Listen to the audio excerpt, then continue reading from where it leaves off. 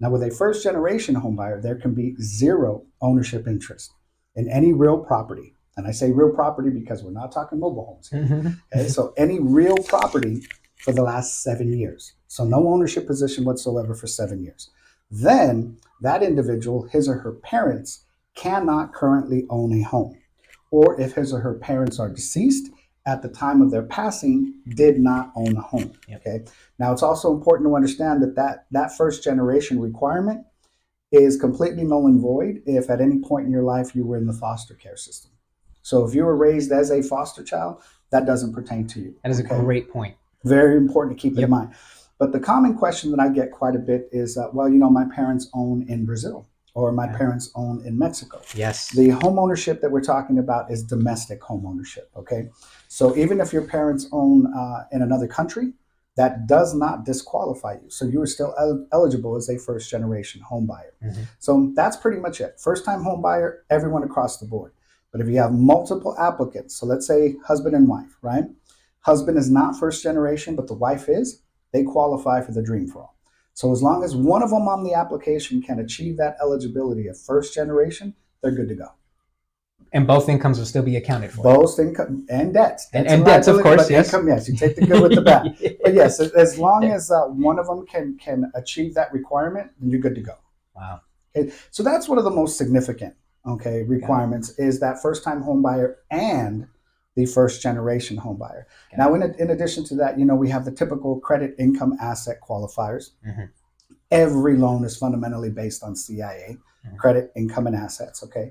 So it's important to keep in mind that unlike the My Home, the Dream for All is only offered as a conventional loan product. Okay, so there is no FHA model or FHA option for this particular program. So as a conventional loan, we're going to follow conventional loan guidelines. Okay, so the minimum credit score required by Cal HFA for this program is 680 and up. Okay, so minimum credit score 680, first time home buyer.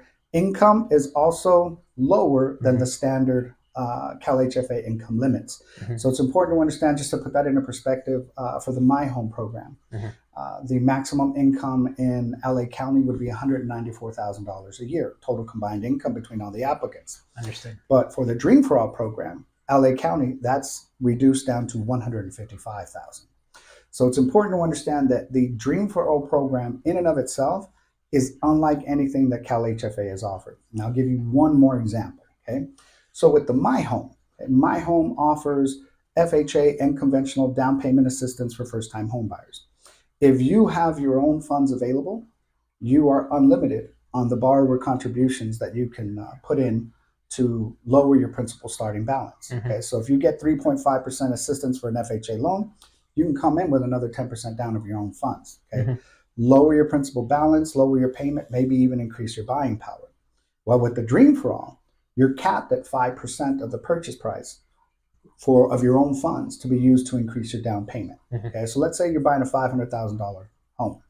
The Dream for All portion of the down payment assistance, that would be $100,000, 20% of the purchase price. Mm-hmm.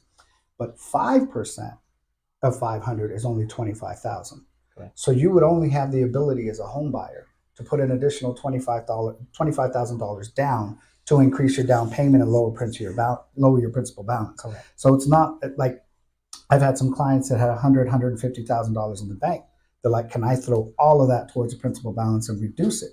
Unfortunately, not for this program. Again, it's important to keep in mind who this program was intended to help, Yep. And non-generational homeowners. Correct. And how many of those really have $150,000 of debt? Correct. And it makes, truthfully, it makes sense. Yeah. I mean, but you would love to be able to say, by all means, if you've got the funds and you wish to lower your monthly payment and increase your equity position, please. Like the My Home program. Correct.